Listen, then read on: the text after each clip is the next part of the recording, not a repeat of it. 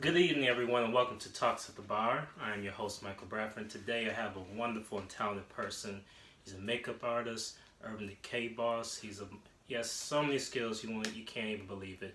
Julio Delgado, say hi. Hola, how are you guys? So Julio, tell us a little bit about yourself, like what you like to do, what you like to drink, Okay. that kind of thing. Tell us a little bit about I yourself. usually tell people that I like to drug deal and cop kill, but but I'm only kidding. No, what I enjoy makeup. I enjoy all things being creative. I like to create. I do hair. I'm also licensed. What else? I like hanging out with my friends, dancing. I used to be in a dance company. So dancing is fun. What else do I like to do? Sometimes I just like to be at home and not do anything. That's fine. Nothing wrong with that. Like I have to preserve my mental health. Of course. What else? And then run a business. Yeah. See, I told you, multi-talented. He has many skills. So if you ever need someone, I'll let my man right here. He's got everything you need, okay? So Julio, today we're going to make a drink. Okay, what are we making? It's called Crown Royal Flush. Okay. It almost sounds like a card game. It does. It could be a card game. Maybe we'll make our own card game after this drink. But basically, for the Crown Royal Flush, you'll need Crown Royal, of course. Right. You need some peach schnapps. You need some cranberry juice and some raspberry liqueur. Okay. Now, I had a hard time finding some raspberry liqueur. I don't know why, but I think Chicago's not a big fan of it. I don't know. Where did you? I went to Benny's, of all places. You would think Benny's would have like a wide array of stuff, which they did. I mean, they did have it. I just thought there would be like a cheaper brand such as this one. Or could you find it in your local, like, grocery store? I don't know. Maybe if you're at Whole Foods, maybe. I don't know. Look at this body. Like, honestly, I don't really shop at the Whole Foods. But what about like your local convenience store? Maybe in the hood? Probably not. No, they would definitely have Crown for sure. Crown and cranberry would definitely be there.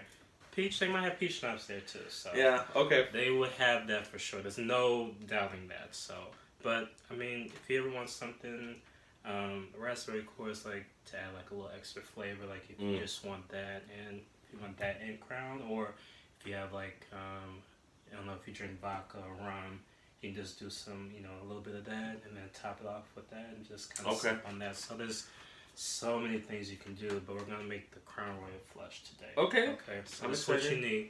Got what you need right here. Here's your mixer. Go ahead and put some ice in there for me. A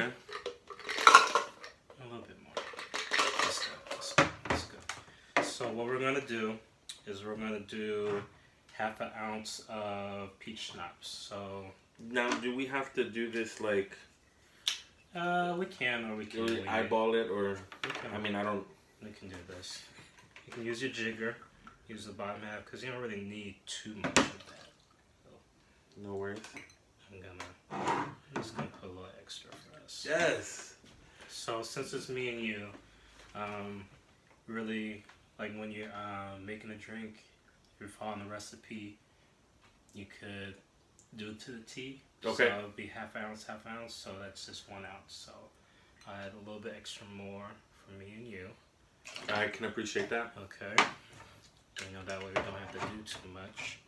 And then we're gonna do half an ounce of the raspberry liqueur. Okay. This is a nice one. It's Matli. It's a French liqueur. Okay. I've never had it, but smell that. It smells really good. Smells nice. Okay. Real natural. So again, half an ounce. So pour a little bit. I feel like the only time that I follow a recipe is like when I'm baking cookies or making cake. Yeah, which is true. I mean, you can do that. I mean, you can eyeball And even okay, and even then, I feel like I sit here and I judge it, you know, like cheat the system. You can do. You can do whatever. I mean, you know, I'm just being honest. Like, You can judge it. You can do whatever you want. I mean, okay. I just do it for the people who just want to, but we can wing it. Well, okay. No, I agree with that. I think for the people that are a little bit more like left brain, type A, you know, just we'll give you the parameters. Yeah, but for all you other people who don't want to do that and just want to make a cocktail, which is you, which is fine. Just pour it up. You know, do it. I would like do it in the cup and see how it feels, and then like go from there. Kind of make your changes from there. And then we're gonna do 2 ounces of cranberry juice. This one I'm just gonna adjust. Okay. Yeah. So we'll just do a little bit of that. You don't need too much. Just a little bit. Okay. Crown? And then we need some crown. You can go ahead, be generous. Don't do that. Don't do that because, I had an executive that, we do, glitter. I love glitter. I like all things sparkly things because I'm a Leo. And her whole thing is like, Julio, if you're going to be extra, be like all the way extra. So I'm very committed to being extra. So when people are like, oh, make me a drink. No, like, I'll take it like you're a friend. I don't think that's in your best interest, but okay. That's fine. Well, I think you should do. Yeah. The next time when it's like a free day.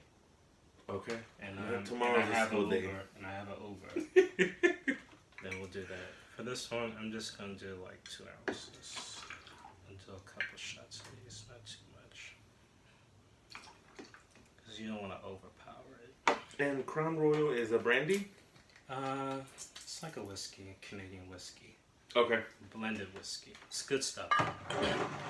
You don't have to buy a fifth. You can buy one of these and sip on it all night. It keeps you warm in the winter, like it is now in Chicago.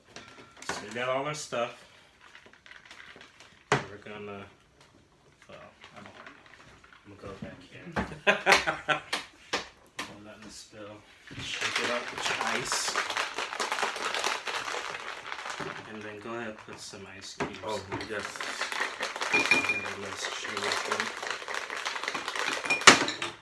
Well, not that one. Not that one. We'll leave that for Mickey. And then we'll go ahead and pour. Oh, that's a cool shaker. Yes, nice and clear. Look at that. It's real good, huh? Look at that.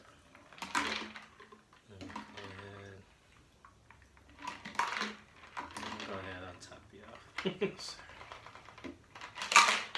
And that's Crown Royal Flush. Okay. Cheers, sir. Salud. Cheers, guys. It's actually delicious. It's good. Yeah. I think that raspberry liqueur. Yeah, I agree. And it's sweet because of the peach snap as well. Yeah, so you got your sweetness from, these 3 right here, but these definitely stand out when you sip on it. But it's still good though. And if you just love whiskey, you can pour some more in there if you want. It's fine. So I mean, if you want to do that for you, that's fine. Maybe it'll change the taste. A little bit, yeah. Let's find out. I'll be nice. Try it out.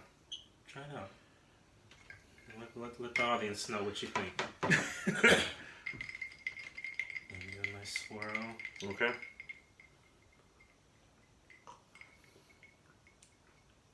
Yeah. It's actually nice. With that? Yeah. Yeah. Right? Add more whiskey. Add more whiskey next time.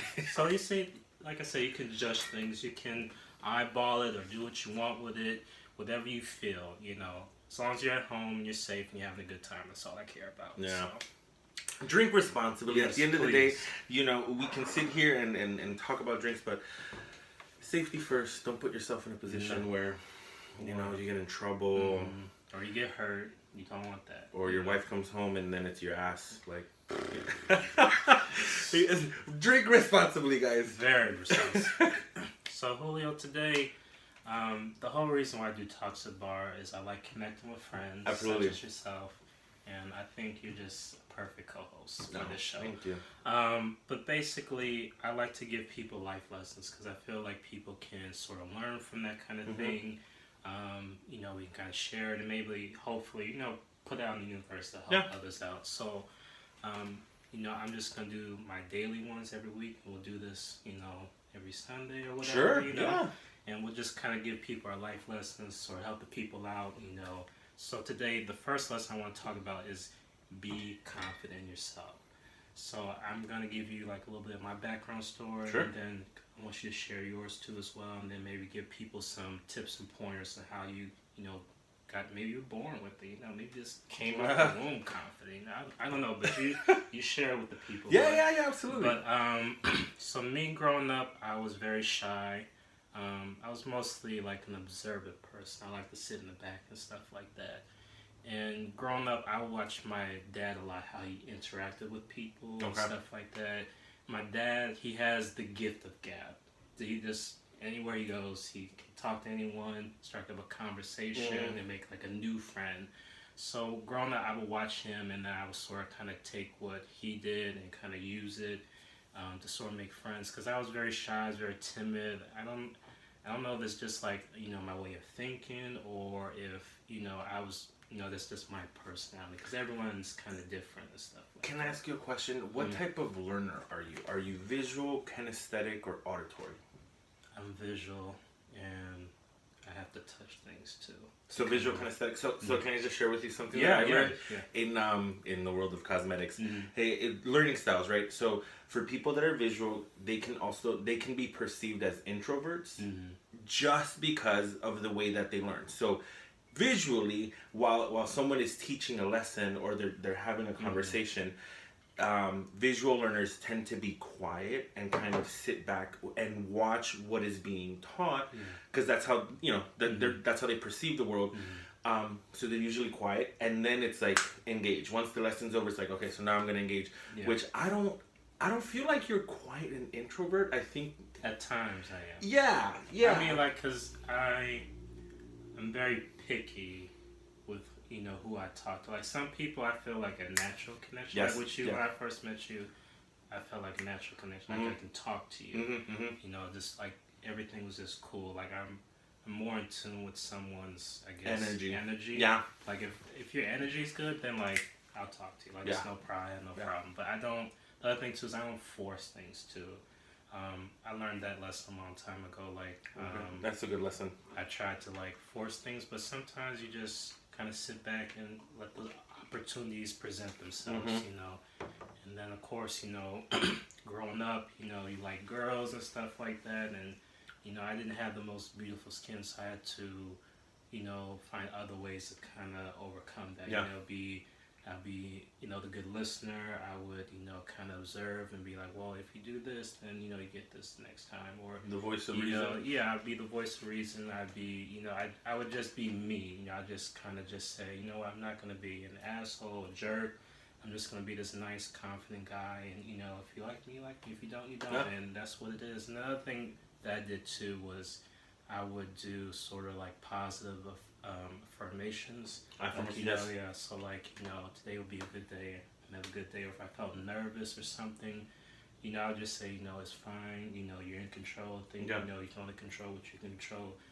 And I found that kind of just helped me to kind of just stay confident who I am and, in my abilities and what I can do at work, or, if I'm going out or whatever case may be, that kind of helped me, because I think your words, they have power. Absolutely. When you say it. So I would be more conscious of what I say, like, I'm gonna overcome this, whatever that issue is. And, I found, me being observant, me just speaking positivity kind of helped me to be a more confident person of who I am and stuff like that. And, at times I meet people who would just talk down to me and stuff like that. And I didn't understand it, but I later learned on that, that some people have their own issues that they're dealing with. and they try to project it on you. Well, so, they are projecting.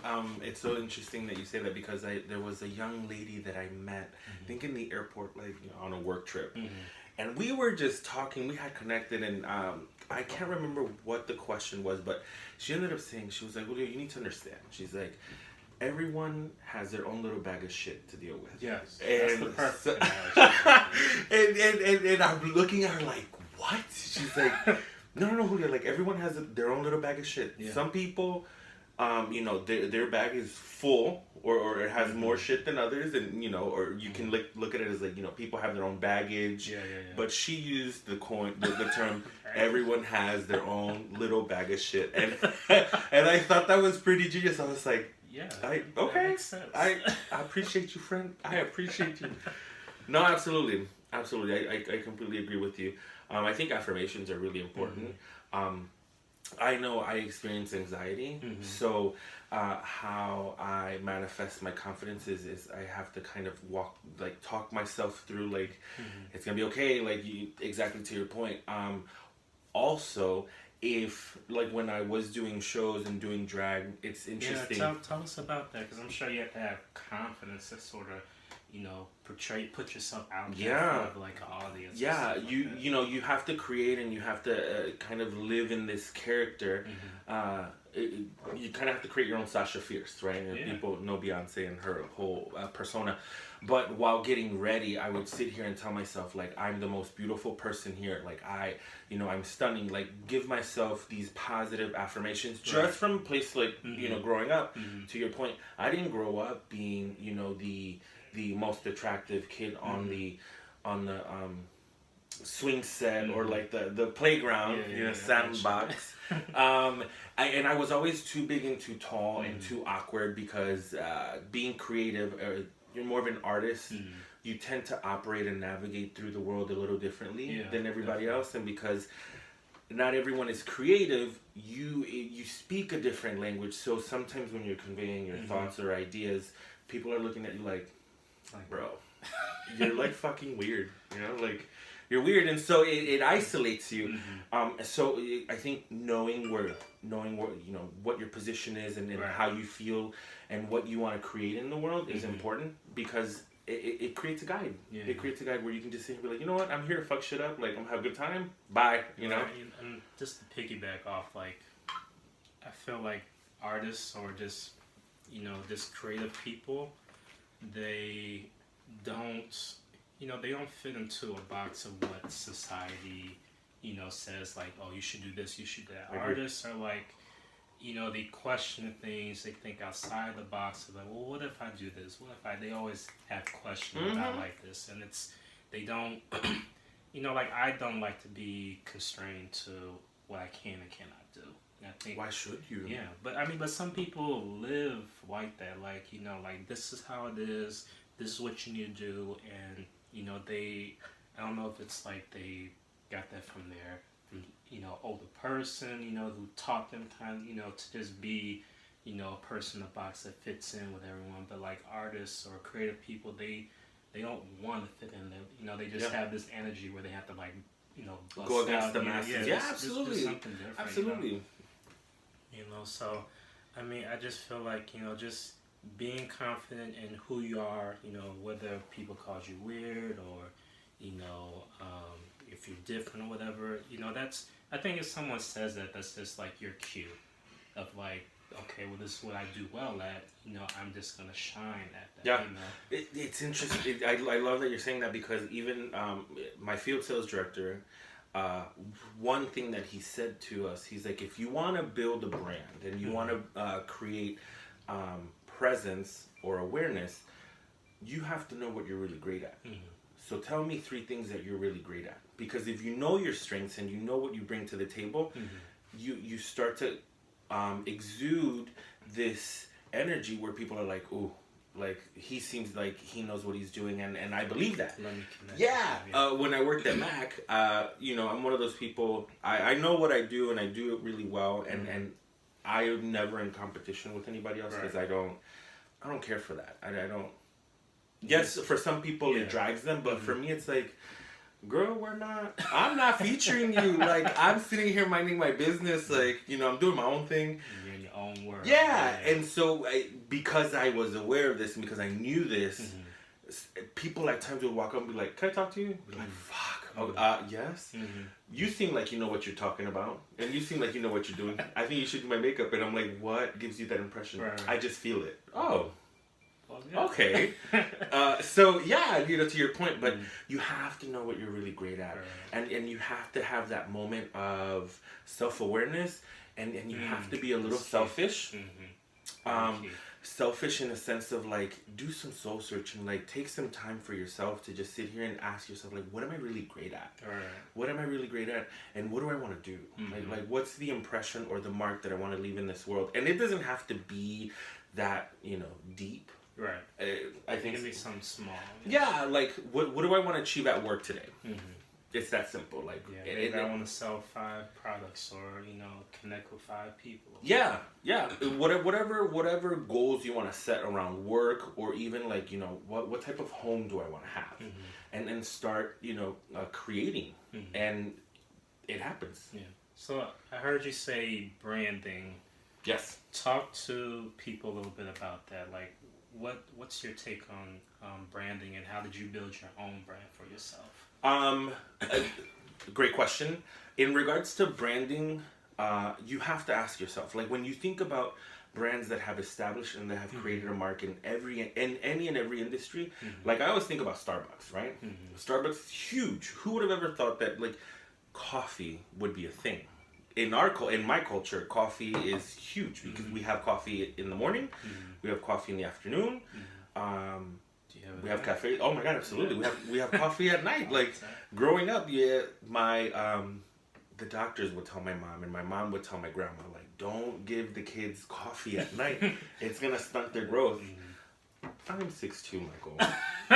Okay, 265 plus pounds. Like, if it did stunt my growth, I mean, maybe I lost 2 inches. I don't know. My grandfather was 6'4", whatever. But so it's that urban myth versus genetics kind of thing. Yeah. And so branding, right? When I think about what a brand stands for, I look for consistency. I look for good customer service, execution. Can they execute each and every time flawlessly? Right. And Starbucks is that person or that brand where it's like anywhere that I go, if I order a venti flat white, I know what I'm getting. Right. And the one time that I don't, it's like, ooh, like, whoa. I'm not gonna come to this one. I'm gonna go to the one that I usually go to. So in regards to my own brand, being a makeup artist, you have to know that you're always on. You don't get a day off.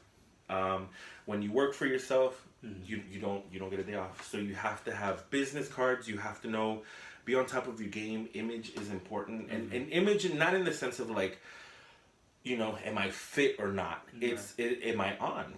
Do I look kept, well kept, and put together? When I meet people, if I'm out at a bar or socializing, you can't have a bad day. No, you can't. You can't. You have to kind of like check everything. You gotta leave your little bag of shit at the door and just be like, okay, the potential to make money, the potential to connect with people, expand my network, and anywhere that I go, I have to be on. Right. So you have to be consistent too. Yeah. Consistent and like be kind, and then kindness goes a long way. Kindness goes. Because people either remember you being kind to them or really shitty to them. People, yeah. Because if they're shitty, they'll be like, oh no, I'm not going there. And yeah. But if you're kind, such as yourself, people are like, oh yeah, I'm going back. Yeah. Well, people, there's a saying that says people don't remember what you say or what you do, but people remember how you made them feel. Yes. So, that E layer is important, but you have to be consistent, and your work has to speak for itself. Right. Be good, and if you're struggling at anything in your field or your division or your job, ask, hey, how do I do this? Or I don't understand this. You have to humble yourself enough to just be like, I don't really know what I'm doing here. Can you please help me? Did you ever have someone kind of guess help guide you to, you know, your style or, you know, how you do makeup? Were there like people you look up to or you connected with? There's a lot of people that I do look up to. For example, there's Pat McGrath, who's legendary makeup artist, and she's a senior artist, and now she has her own brand, and she's overseas in the UK. There's Alex Box. There's Charlotte Tilbury, Sam Fine, Scott Barnes. But for me, growing up, I did not have mentors that led me to sit here and say, hey, you know, like, I noticed that this is your aesthetic, like, you know, go here, go there. Later in life, in my career, I met a young man named Heath, who we've pretty much adopted, and he's pretty much like my brother. Okay. Him and I would have these really intense conversations about like makeup and placement and product, tone and texture, and so that he was kind of like the first at the forefront to see him kind of guide me to just kind of find my own aesthetic and my own way of doing things. But I had already like come to that moment. Okay. Yeah. So talk to me a little bit about that. Like, how did you, I guess, come to that realization of like, this is my style, this is what I do very well? You know, we always talk about like how, or people usually say like, I don't want to be a victim or a product of my own environment, right? Yeah. But in this particular situation, like the way that I grew up and what I saw growing up has shaped my approach to beauty. Like, all of the women and the type of makeup that I do are all different reflections and manifestations of my mom. You know? That's beautiful. Yeah. So it's a little romantic from a place of like, you know, being an artist. And that's a good brand story right there too. You know, that, because I think someone can relate to that story. You know, your mother is always like, you know, always in your corner, always uplifting you when you're down. You know, she raised you, kissed your boo-boos, and, you know, she's always there to kind of uplift you up all the time. And handed your ass a couple times. Yeah, you know, kept you in check, because that's that's what a real mom is. You know, she's your friend, but also she's your, you know, your mother. You know, she has to teach you life lessons to set you straight in the world. So, you know, when you go out there, you're not an effed up individual. You're a good human being out there doing good things, because you know it's a piece of her out there, and it's a reflection of her. And she's like, well, you're not gonna reflect that out there, you know. So that's what real moms do. Yeah. So all of the way. So my mom, I remember her growing up, and you know, I was born in '84, so like the early 90s and all that is when you have this awareness, and she was like big teased hair, lots of hairspray, baby Aquanet was fuego. Yes, every home, I don't remember not one home not having Aquanet, and it was either like the aqua colored, are they the still purple in business? Yeah, you can. Yeah, you can go to your local beauty supply. For the Sally's, I guess. Or what do you know? Yeah, you know, I go to the hood. They always got good stuff. They always got baby. Good Yes. So my mom, I always remember my mom talking about like how she liked her under eye to be really white or really light, and then it was like this swatch of blush, and how that applies to the world of now is that you highlight, air quotes, highlight. You know, being very bright underneath the eye, like Jennifer Lopez and Scott Barnes kind of put that at the forefront and kind of, you know, made it this movement, and then the rest of the world caught on. Great. Now we've all kind of like, let's kind of step back. But anyway, it's still part of a big beauty movement. So, and my mom she always would tell me, like, Julio, I want like a white eyeshadow along my lid, and then like something black, or Mom, there's nothing else after black. Like, something black. Okay. Right. And my mom's foundation color, according to her, when she would go buy foundation, was always natural beige. Natural beige. Is it? Tell that I'm not in that world, so explain that a little bit to me. So, or try. Brand. So I think it's really funny. Like, it's a running joke with me and my friends where, you know, most women, they don't really know the tone. They're just like, well, I'm more like an ivory or like a beige or a bisque. And these are just kind of generalizations. It kind of like in hair where it's like, oh, this is like Remy and this is Brazilian. And it's like, bro, it's fucking hair. It's right. Yeah. Natural beige, my mom was pink. Okay? Pink in the face. I felt like that because my wife, Nakia, hey boo. Hi, Nakia.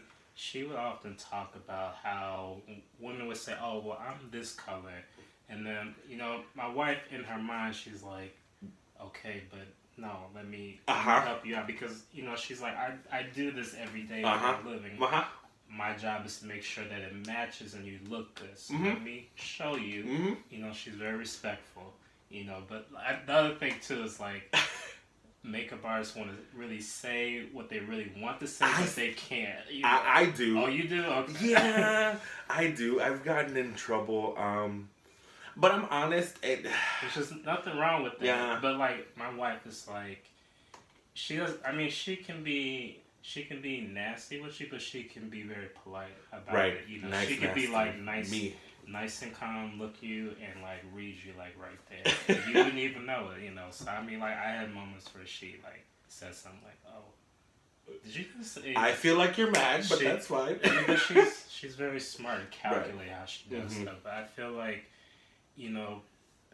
people have an idea like, "Oh, this is me," and then like when you walk them through, it'll be like, "Oh no, this is you." So, give me an example of like someone like came to the store and be like, I'm this color, but you had to like kind of walk them through like, no, this is your color. I'm gonna stir the pot right here. Oh my god! But before I stir the pot, so you know how we're all creatures of habit, right? So in my mind, I feel this is gonna open up a whole other conversation. Sometimes. We've had like that uncle or that one person that's like always struggling, and you're like, bro, why can't you get it together? It's because they're used to the struggle. Where like people are used to struggling, so anything outside of that normal is very foreign. So why would I want to experience a new life if it's so far from what I'm used to, which is struggling? Right. So people, go back to their life that they know. Right. So it would, if we put that out at the forefront, we think about too, like people are used to bad makeup. Like how or like bad food.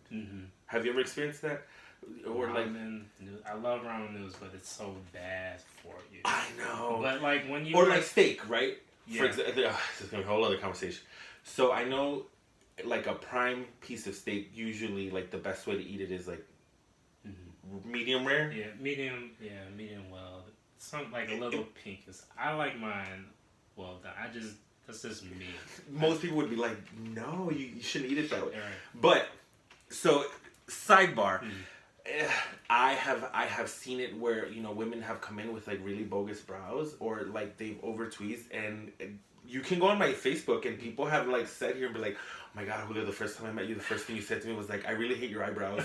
Let me touch them up for you. And I was being dead ass like, in the moment just looking at her, I was like, oh, like no, that's friend, like what is that? No, here, sit down. Well, I'm glad you help them, Right. I mean, but you were being an angel, like a beauty angel, and helping them, helping them out. Let me show you how to do this, because I feel like you do need some guys, like especially like if someone already did it wrong and they figured out to do it right, and they come and help you out. Don't be so defensive. We have to be open. You have to be open-minded to things, because when you're open and you just kind of listen and kind of look and see what's going on, you're more like, oh, okay, like I see the difference. I know another thing like makeup artists set yourself to is like you kind of do like a half and half to see what they did, and then kind of see what you did, so they can kind of see the difference too. Because I think that's also like a big key. When you kind of show them, this is where you can improve, or this is how you can do it with this technique. Or this is how I would approach, your eye shape or your complexion. But yeah, that, and then the other thing too, at the MAC counter, oh my god, I'm gonna stir the pot. Stir the pot. Well, we have to come to Jesus moment that not every, person of color is NW45, which is like a red-based foundation. Women would come in and they were like, I need NW45, and I'm looking at them like, that's not your color. And they'd be like, yeah, that's what no. And I would sit here getting arguments, be like, no, that's not your color. what's gonna be my color? Here, let me show you. Can I show you this color? Mm-hmm. And if you don't like it, that's fine. Like we can go back to NW45. Right. And so yeah. You ever had like a real stubborn person, like Yeah. even after you showed them like? Oh no, I do it where it's like, listen, if you don't wanna, if you don't believe me, like, girl, come back in 2 weeks. It's fine. Or like, why don't you walk around and, you know, ask your girlfriend, send a picture, you know, let me know how many likes you get, and then you come back. And they, just to be facetious, like, oh, okay. I'm not the one with the problem. Like, where you came with questions, not me, boo. I'm here to answer them. Right. You. I'm just trying to tell you. But again, that's that piece where it's like, you know, people are used to what they're used to, and they like what they like, and at the end of the day, as a person, hardest lesson to learn is you gotta let people be people. Like, if that's what you like, cool. Your life, cool. Yeah, I run into that a lot. I do facilities management for UIC, the University of Illinois Chicago, for the Department of Psychiatry, and I run into a lot of doctors with titles and PhDs and all these other degrees and entitlement. Yeah. And sometimes, like, when you tell them like why things can't happen, they're like, "Well, I'm blah blah blah blah blah, and I'm a PhD blah blah blah."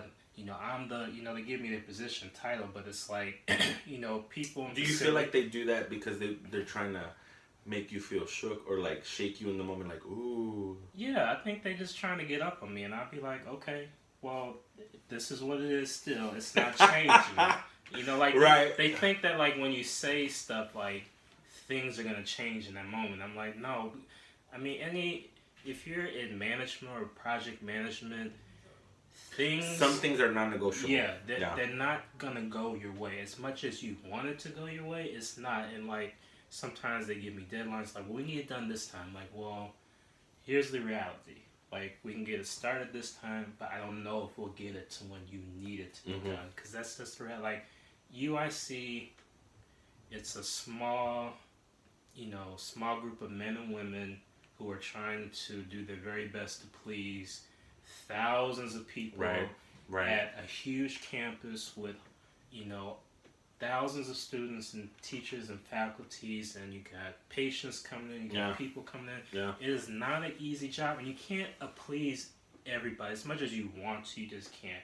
Like, I just don't do that. I just feel like, you know, here it is. Yeah. This is what's going to happen. I'll keep you informed of what's going on. That's it. Bringing it back to, like, being confident. Like, when you have confidence in yourself, you know that. Yeah. You know that lesson that, I'm sorry, you're not going to please everyone. And there's also that analogy of, like, you can bring a box of peaches into a room and have the most delicious peaches, and one person in that group is going to sit here and be like, well, I don't like peaches. That's true. But that's just what it is. It is. You know, like, but when you know your stuff. When you're self-aware and you're confident in your abilities and your strengths and you know how to get things done, there are going to be moments where you're going to sit here and be like, nah, player, like, sorry, boo, this just not going to happen. Sorry. Like, and don't feel bad about it. No, I don't. As the older I get, the more I'm like, okay. Well, like, my life is not going to end because of you, you know. Okay. Like, but, like, when I was starting out, you know, because I was trying to make a good impression, I would try to go above and beyond. But sometimes, you know, those things are out of my control. I can't do that. It's just like, you know what? I did my part. You know, we'll leave it up to them. And, you know, that's it. You know, that's just how it is. You know, it's just, you know, it's just like, this is why we drink. This is why I drink sometimes, you know, just, people are just rude sometimes and just... But that's their... You know, that's their... You know, maybe they're going through something. Maybe they have a low-life condition. Stress. All these other things. I get that, but take 5 like I do. But see, okay, so that's where you as a person, with kindness, you can affect and impact somebody else. Like, I'm one of those people... I think I'm almost too nice, but even if you ever hear me, so we're gonna have a moment where we go to Starbucks and you're gonna sit here and watch me order and listen and be like, "Really, you are fucking ridiculous." But I'm always like, "Oh my god, man, can I trouble you?" Or "May I have this?" And people look at me like, "Why are you doing that?" What?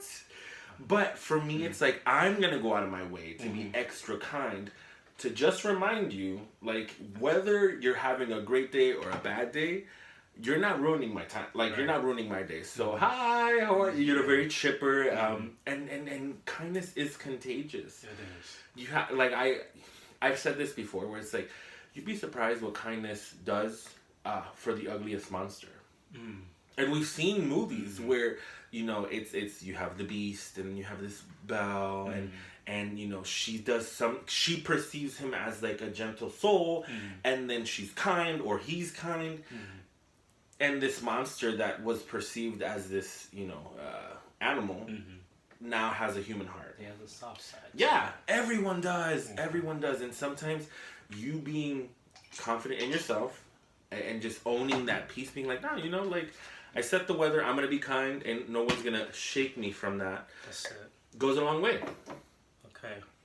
I need another drink. Okay. I'm not going to measure this. I'm just going to eyeball it. This is a very good drink. I think so. This is delicious. I feel like you need more ice, friend. Yes. So let us know what you guys' thoughts are. I'm really curious to hear people's thoughts on confidence, self-awareness. Like what did you learn? Yeah. You know, how to be confident and stuff like that. I do like hearing other people's perspective on things, because like you guys kind of have a different viewpoint of, you know, of something that you're thinking about, which is very, I don't want to say weird, but it's interesting to hear. And for me it's fascinating how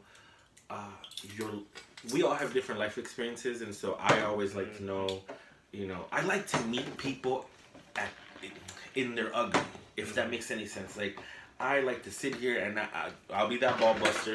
I'll ask those questions, being like, I don't understand this, I'm sorry, like, and it's not because I'm being an asshole, I'm just like, I genuinely just don't understand. Like, I don't understand what, you know, or maybe I need a little bit more detail, like, wait, I feel like you left something out, like, something's missing from that. Yeah. So I am okay with allowing myself to be vulnerable. And I think that's also really important when you're confident, is that there has to be a little bit of that vulnerability available for people to see.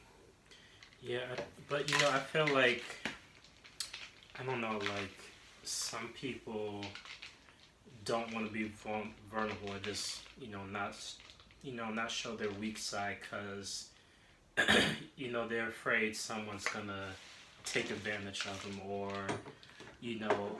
So my question becomes, so then were you really confident then?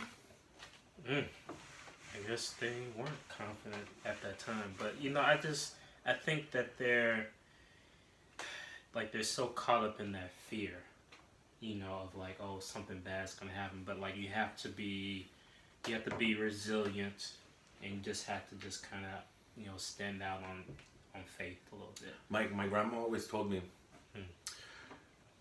nobody can take away from you what you give up freely. Cheers to that. Cheers. Yeah. Salud, man. Grandma is wise always. Hey, you know, but that's the truth. It's like, if you give something up freely, who's there to take it? Exactly. If you allow yourself that moment to just be like, look, you know what, like, this is what I've been through. You know, maybe I got dragged through the mud. Maybe now I don't got no edges. Whatever it is. I like that word. I think whatever is like connected to confidence. It is whatever. It's if you're confident, I have no problem, first of all, embarrassing myself. Okay? I you know, for example, the first time that I met my new boss, oh my God. I'm not tech savvy, right? Okay, set the story. So company has been transitioning. We have a new field sales director, and word on the street was like he was known for being like a ball buster, like sitting here, ask a lot of questions. So I'm like, you know, we're already on the defensive. So we're sitting at lunch at Mighty Nice, and you know, he starts telling us a little bit about his life, and he's like, you know, when I was 19, I worked for IBM. And, you know, shortly after that, like I ended up working for Macy's, then Lancome, all these other brands. And so in my mind, when I heard IBM, I was like, IBM, I was like, I've never heard of IBM. Like, I've heard of LVMH, which is like Louis Vuitton Hennessy. I've heard of Kenzo. I've heard of like Lauder, L'Oreal. So, you know, he said, he was like, oh, IBM. And I'm like, IBM? And so I looked at him and I was like, I was like, what's IBM? And my friend, who's the counter manager, Gio, he was like, friend, it's, you don't like them. I was like, I don't like IBM. What do you mean? He was like, it has to do with technology. I was like, oh yeah, no, like I don't like them. But I totally put my foot in my mouth, being like so serious. Like, what's IBM? It's fucking computers. That's it. But that's not my language. That's not my first language, you know. So for you, deal with that. Yeah. So when he was like, oh, IBM, I was like, I don't. LVMH, like what brand is that? Like I'm still sitting here trying to correlate. Like, I don't need any like cosmetic brands. I thought there was at first. I thought right? you were gonna tell me that. No, IBM. Brand. Like we grew up with IBM computers. Yeah, that's what I thought about at first. I'm like, no, that was not my first mind. My first thought was like a makeup brand, a beauty brand. Yeah. Because that we're all wasn't no. Well, how did he get to? So is he like a business major? Like no, he's a psych major. Psych major. Psychology major. He went to IBM, and then his whole thing is so his learning style and his communication style is process, and then it's kinesthetic. Okay. Kinesthetic and visual. So for him, how he operates and navigates through the world is, for him, it's all about efficiency. It's not that something is a problem. It's the question becomes, how efficient is it? And are the current systems, do they work well? And are our people thriving with this existing system? Okay, so I can see how that can correlate to different businesses. Right. Like so the question becomes, like, if you have a business model and you're having massive success, great. So that means that, you know, you probably have systems in place, they're efficient, you have this well-oiled machine. But if your business is struggling, we have to look at the business model. We have to sit here and ask the questions of like, what were you doing? What has happened? What are the results that you're getting? How developed are your people? And asking those types of questions can make anybody sit here and feel like you're on trial, being like, motherfucker, like, oh, I know you're not sitting here like, what you mean? Like, it puts you on the defensive. You all in my business? Right. But for him, it's he's asking several questions to understand the situation and then come to discover, are we efficient or not? So it's not that there's a problem. It's just that the efficiency isn't there. So how do we fix it? How do we make it better? See, sometimes I can be that way too, defensive. Like my wife, she'll ask questions, and I'll be. You get flustered. Yeah. But it's in, you know, someone, you know, even she told me, like, I'm just asking because I don't understand. And that's nothing, like, relationships or even work businesses.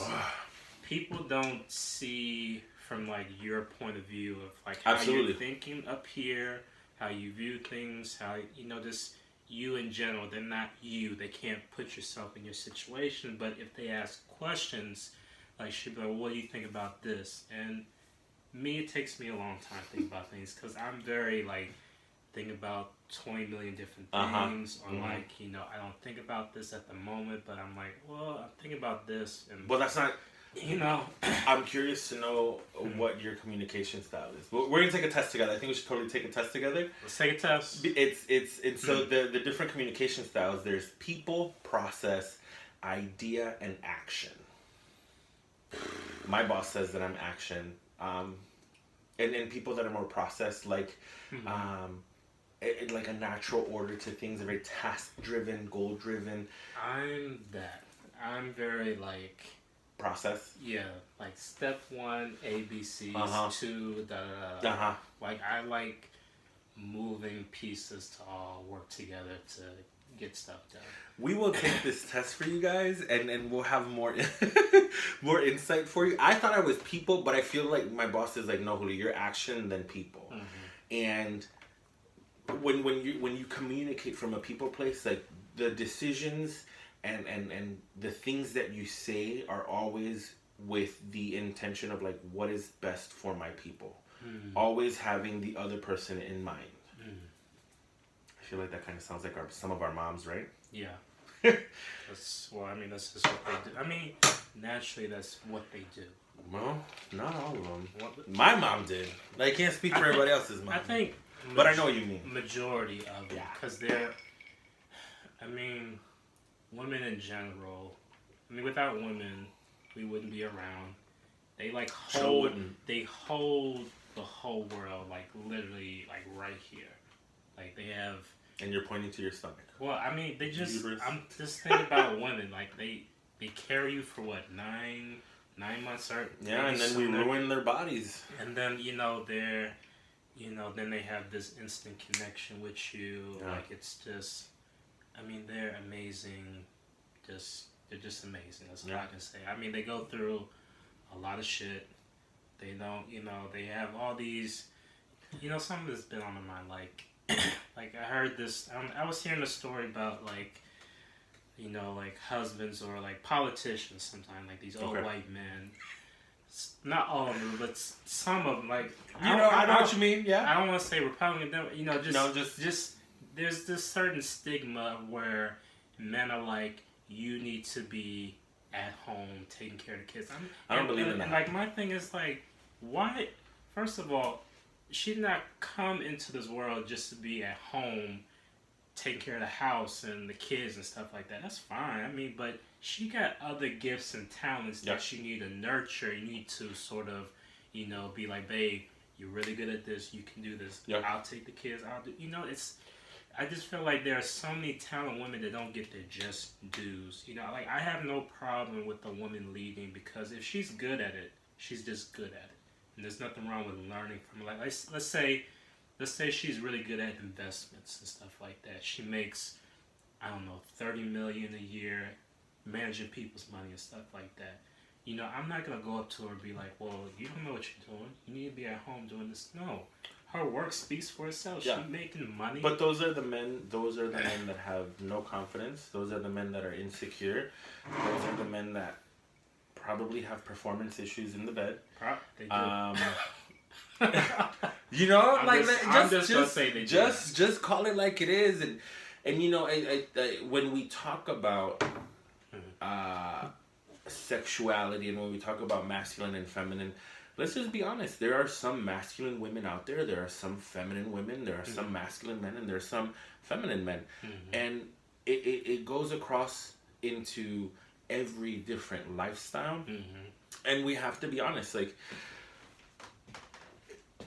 the way that the law of attraction works is, there's always a balance to things, and in a relationship, if you have two alpha females or an alpha female, alpha male, there is going to be conflict, but there has to come a point where you understanding your partner's communication style, their learning style, like how they perceive the world, you guys figure out that balance and you create this new synergy. And that's exactly what you're talking about, where it's like, some things I need you to take the lead, and other things, I got this. Yeah. Well, I just know your role. Like, if you're good, know your strengths. Yeah. If that's what you're good at, that's what you're good at. Like, I know, like me, I know that, I'm still learning about financials and stuff like that. I'm not the best at That's not my strength. But, at least I can say, I know a little bit of 401k, or I know about this. I'm good at spending the money. Well, yeah, be good at saving, investing, I know. But you know what? Someone told me, like, just to get started, like in stocks, like save a little bit of money for like 1 month.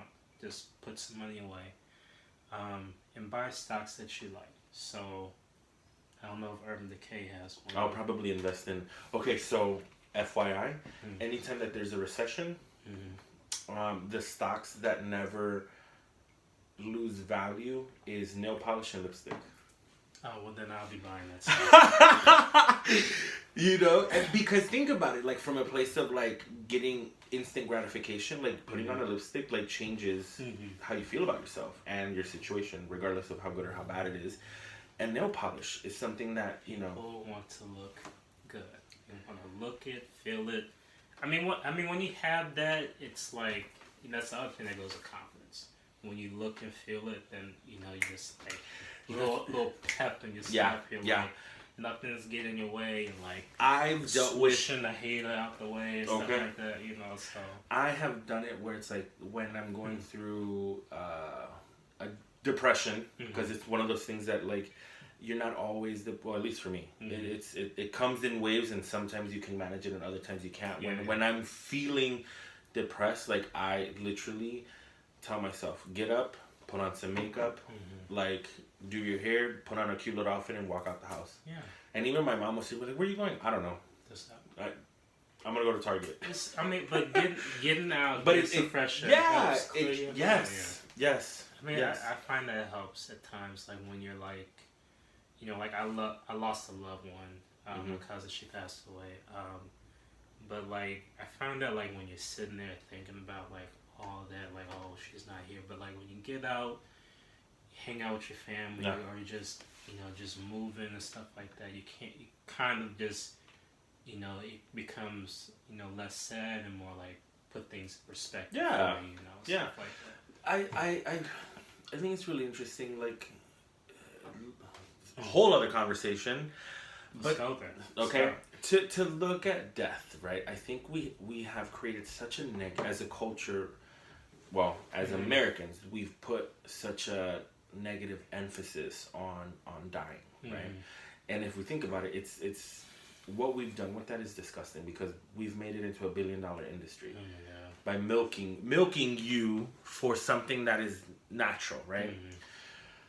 But from a cultural place, like think about it, like culturally, we were raised to honor our ancestors and take pride in the fact that you're moving on to a better reality, a better situation.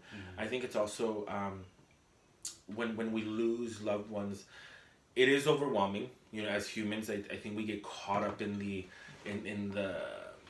experience where it's like, I could have been a better person. I could have done this. I could have done that. I should have seen them more. And that's what I thought about too. But then, I remember like I did hang out with them. I did get to, hug them and talk to them and stuff like that. And I just remember those things. Yeah. And, are you going to fight with your loved ones? Absolutely. Yeah. But I think we need to celebrate the fact that, they made it this far. They came to this point, and now they've transitioned to another place.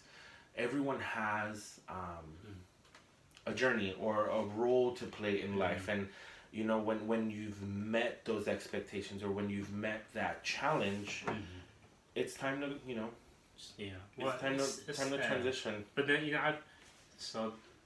Pharrell, his group, NERD, Nerd, no one ever really dies. I feel like that's a good mantra. It's to true. kind of live by. Because, like, if you think about the whole universe, everything revolves around energy. One form going to another and to another, and it's just like a cycle kind of. Okay, so let me ask you this. How many elements do we have on the periodic table? I don't know. 72. 72. Yes. Do you know how many elements you need to create a star? 2. 5. I had that in mind first. 5. Right? Do you know how many elements you need to create a carbon life form? 5. The same 5 elements that you need to create a star are the same 5 elements that you need to create a carbon life form. So nothing ever dies. No. There's some, when you talked about that, there's this company where when you pass away, they have these, I don't know if they're pods or something, where... And you create a tree? Yeah. I want, like, when I pass away, I want that to happen. I want, like... You want to give back? Yeah, just put me, like, by our house or wherever where family can come to, and look at the tree as it grows. I want to be cremated, and when... Be in a diamond. In a diamond. Shine forever. No, actually, you know what I learned when my grandma passed away, because she passed away from pancreatic cancer, TMI, but So funeral services will take the roses and they will dry them and make them into rosaries. Like they'll make them into beads and make them into rosaries. So I'll show you later my grandma's rosary. Oh, that's really nice. I think over here. Yeah. That's beautiful. Oh, well maybe I'll get this. So when I die, I won't be for a long time. Yeah, I've decided that I'm probably gonna die like when I'm like 92. That's a good age. That's beautiful. It's a long age. It's a long time from here. Beautiful. So what they do anyway. Explain the process. My intention is I don't want you to sit here and be like, I wish I would have spent no. No, none of that. Celebrate the moments that we did have together, the fact that we were out in these streets, being ratchet, laughing. Oh my God, enjoying and living our best lives. I actually want to hire, like, have a DJ hired, like, have a party, booze fest, like. Not at a church. Are you gonna be at a church or like you rent out like probably like a banquet hall or wherever wherever they. Or would they do that at? They provide the services, but I don't want you sitting there. Like, if you're gonna cry, like, cry because you're happy that we had moments together. And I want everyone to walk away with like a rosary. So leave me your name and address, and you will have a piece of me forever and a day. That's very creative. I like that idea too. But maybe I'll do half. Like, take small piece of me. Well, what they Well, the reason why I want to be cremated is because I need you to put me on top of the fucking DVD player inside the house over by the chimney. Like, my ass is gonna sit there and be like, I'll be here watching. I'll be all up in this piece, all up in this piece. Like, you're not getting rid of me. And I don't. I know that for peace of mind, people go to like grave sites and all that. You don't have to do that. I'm always gonna be home. You're right here. Yeah, right here. You sit down at the couch and we can have a conversation. I just want people to know, that I love them very much, and that I always, my mission is to create a sanctuary for people, for creatives, for them to have a home and know that they can always have a place to just simply be. So, and that's kind of what I've done at work. We have an office space. But in my life, that's kind of my life's work. Like, if you ever come to my house, you'll get fed. You'll fed a lot. Okay. I have to come back for food. Yes. I haven't cooked today, but that's fine. But that's just like, know that if you ever come to my house, like, it's your home. Mi casa, su casa. And if I have $1, we all have money. Like, that's just kind of how I've always been. So how I look at it, it's like, if the day that I die, what the fuck am I gonna do at some cemetery? Nah, keep me in my house or my partner's house, and when company comes over, it's like we never left. You know what I just thought about? What? I want to do like a BYOB, going away party. Bring your own bottle. Yeah. Everyone just drink, have a good time, talk, have some music, and then plant my tree in the backyard or something. That'll be cool. I'm gonna do that. That'll be cool. This is established right now. Okay, it's on the record, guys. That's what it is. Nikia, we're not budging from it. BYOB, going away. Well, she kind of has the final say. When you're in a relationship, you don't have the final say. Sometimes you do. Like, if you make a real good valid point and she doesn't say anything, then you got her, which is... Wait, so when's your birthday? I'm a Cancer. You're Cancer and she's? March, early March. Aries. No? January, February, March, April. No. I don't think she's Aries. What's Sagittarius? They're in December. Okay. Well, her mom's a Sagittarius. Okay. Wait. December 7th? Is that? Yeah. No, 5th. That's the 7th. Because my dad's the 12th. Oh, okay. What's he doing for? What's your dad doing for? Today we had a birthday celebration. Oh, that's good. Did you? Yeah. Out here? Upstairs. Oh, my sister lives in the other building. So you guys are all here. Yeah. That's nice. Very Latino of us. That's beautiful. Look, some people don't have that connection, Mm-hmm. and it's nice when a family can build something together that they have their own. Right. Right. Which is beautiful. I mean, just fine Latinos do that. There's nothing wrong with that. Chinese do it. Japanese do that. Black Every other people. culture, Indiana, well, black Africans do that for sure. Yeah. African Americans, we need to work on that a little bit better. Just from my I think perspective. not some everyone, people- but some people yeah, do. some people, yeah. yeah. But I think the other thing too is family business is big because you're all pulling. Well, some cases it's good, but I think if you're able to sort through your differences and understand like what the common goal is, then you'll be fine. But if everyone kind of has their own agenda and is doing their own thing, that's when it starts to get a little funny. Yeah.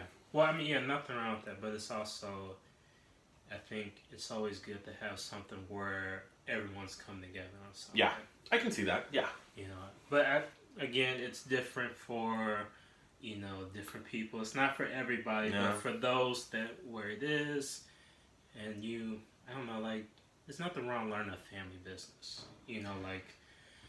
If I had a family business, baby, my first question would be exactly what my boss asked. How do we make it better? Yeah. Nothing wrong How do we with sit here that. and make more money? Like the Waltons of Walmart. Okay. Like they rolling money. Yeah. All kinds of money. That's what I want to do. Just roll up in money. And I think we're starting here. Yeah. It's going to grow. Yeah. So I was telling Julio that I had this dream or this vision. I had this vision. We were at a bar somewhere in Boys Town. Okay. I don't know what it is. Lakeview. In Lakeview. Probably, but like we were there, we were at a stage, and we had a full crowd, and I came in, I was like, welcome to Talk to the Bar, I was excited, I was just happy because we had like an audience, I don't care about, your background, where you come from, just come as you are. Yeah. That's my thing, just come as you are. Yeah. Because I don't have time to judge you, do all that stuff. Yeah, who does? It's a waste of time. Live your life. I'll come back to my thought later. But anyways, so we're at this bar. We have like a full crowd. Yeah. And I'm like, welcome to Talk to the Bar. Everyone's good, and then everyone's yelling and stuff like that. And then I'm getting ready to introduce you and stuff like that, and like, give it up for the wonderful Julio Delgado, and everyone's screaming. And then you come out, and you're like this, like, very Oprah of myself. you were just like, I'm here, like, this is my time, So yeah. it was just fun, and like we did like jokes with people. It just felt like so natural. Yeah. Like it just felt really good. Like I'm just gonna say one day we're gonna do a podcast show at a bar. Yeah. In Lakeview or wherever it is. Yeah. We're going to have a nice crowd. We're going to have a good time. We're going to make drinks. Hopefully Crown Royal will sponsor us so we build up our... When we build up our good following and stuff like that. We got to put in the work and time. But I think... I like my drink. Bacardi. I like my drink like I like my men, dark. Oh, so I'm okay. okay. I'm okay with anything. Anything dark. Yeah. Douce, Crown. Bacardi 151, Okay. baby. Woo woo. Okay. Jameson. It'd be a nice thing to do. Did like we did like a going away show like we do one at Bacardi. And they have the 151 rum right there. You know what we could do? I like this idea that you're talking about, but that would mean that we would have to be in Puerto Rico. That's who wouldn't want to go to Puerto Rico? What's left of Puerto Rico right now? Well, in the future, I have faith that I think things are gonna get better. I hope, because there's some wonderful people there. Absolutely, strong people. I think as people of color, the first thing that the world needs to know is that we are resilient beyond belief. We are. That's why I have. We've been through so much shit. Mm-hmm. It's like, okay, well, it happened. let's get together, let's get our shit together. And they're gonna come out stronger. Yeah. That's my hope. That's my belief that they come out stronger. I think, if anything, this is a learning lesson, and I want things to get better for Puerto Rico. Like, I want everyone to live. I think everyone should be able to live a good life. Yeah, they should be able to experience it before you live the world. You should be able to have like a moment where you can go to like, I got to experience something good. Yeah, because I think that's like you can kind of leave in peace. Like, I did some good things. I got to enjoy some good things. Like, when I'm dead and gone, I'm gonna be like, I had an enjoyable time. I got to travel the world. Yeah. I got to meet great people such as yourself. Thank I have you. an amazing wife who was very encouraging. I love Nikia. She's helping me face, when I make my mistakes, just to own up to them. Yeah. So it's good to have someone like that in your corner who's just like, okay, this is what we're doing. She's keeping me focused. Having someone that's like your cheerleader, your advocate. Yeah. Who's like, you can share anything with me. So, I have to be more appreciative of that. So I'm very grateful for that. Grateful for someone who cheers for me, loves me, despite my many faults. But I just feel like everyone, I feel like in Puerto Rico, there's a lot of things that they can do, and a lot of things that I think we, as people of color, need to just do ourselves. Yeah. Don't rely on the white man. There are some good people, good white folks out there, and we love you. We love you. Those are the ones we love, but there are others who don't see us, and that's fine. But we see each other. We should help each other out. Mm-hmm. When you reach out a hand, help somebody up. Because when you help someone up, that's I grew up Catholic, but now I practice nature and Buddhism, and one of the teachings that they say is that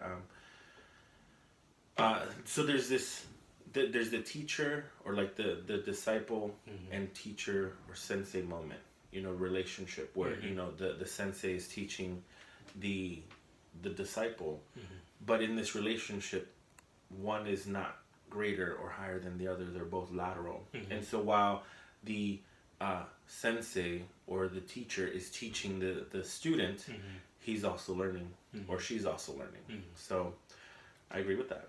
I think so. I think they'll bounce back. The other thing too is renewable energy. Yeah. Can invest in wind turbines, solar. They can, turn it around. I just think they just need some help. I'm hoping, because I think the guy that created Tulsa, I forget his name. Anyways, you know him.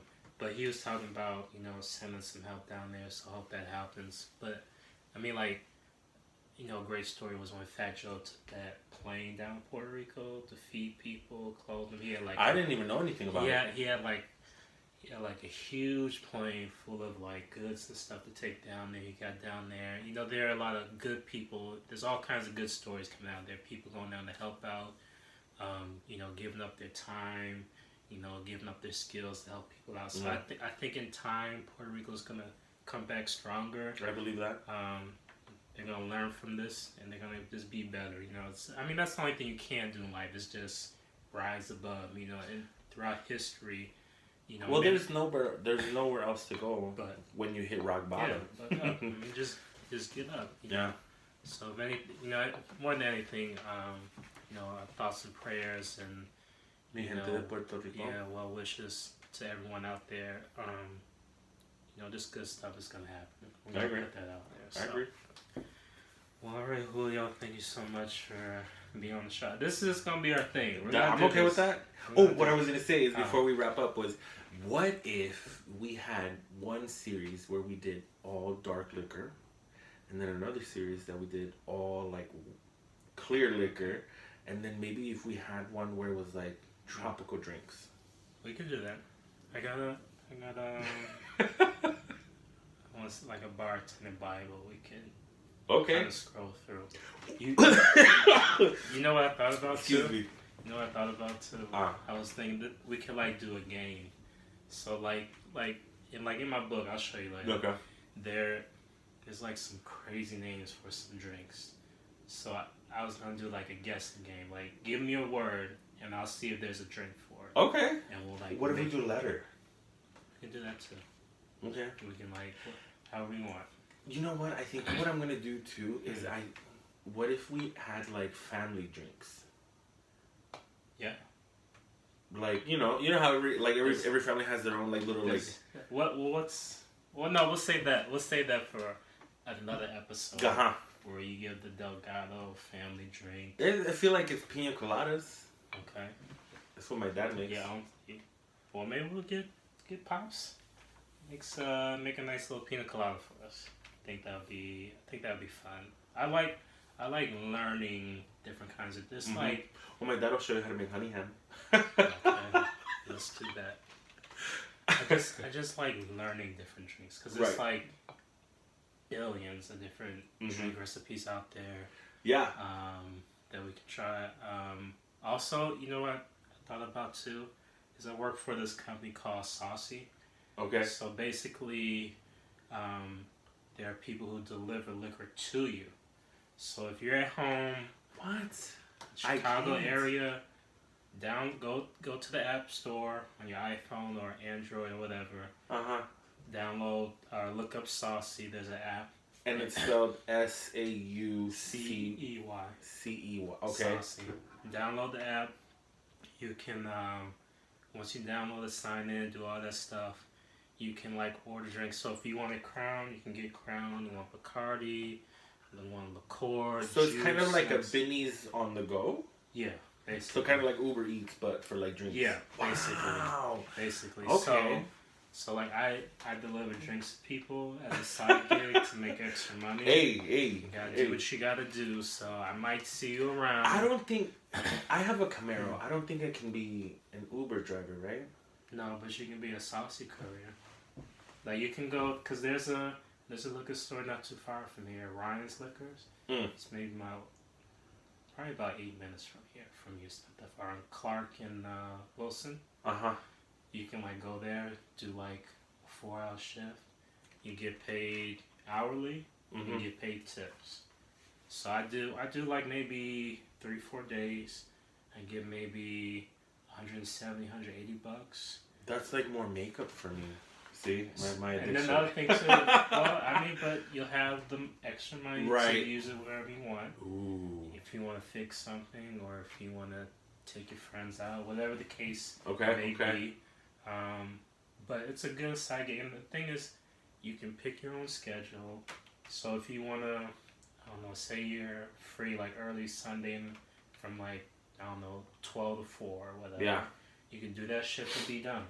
Or if you want to do 2 shifts, you can. Just whatever you want to do.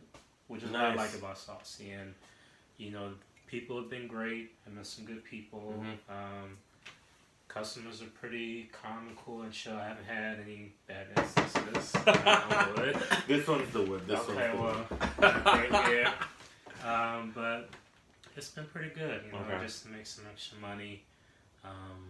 It's nothing wrong with making extra money. Hey, hustling is the name of the game.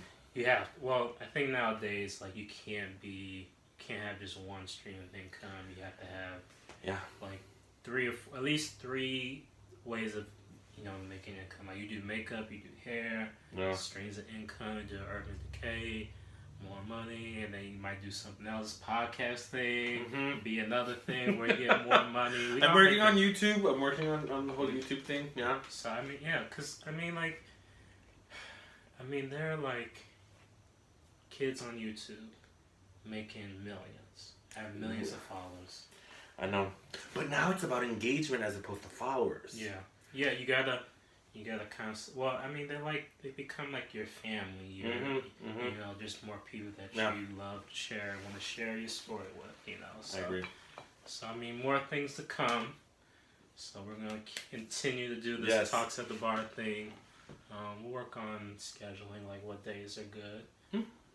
We can just do Sunday. Maybe Sunday. Sundays is good. Sunday fun day. We'll have our own Sunday fun day. Sunday fun day, fine. Just settle. And if you want to be on the show, maybe as a guest, that'd be great. Let us know. Fit you in. If you have a drink that you want to share with us, that's always good too. We would love to learn how to make different drinks. Or if maybe you want to add a little twist to what we made tonight, you can always do that too. maybe add Sprite. I don't know. You have fun with it. Do what you want to do with it. But yeah.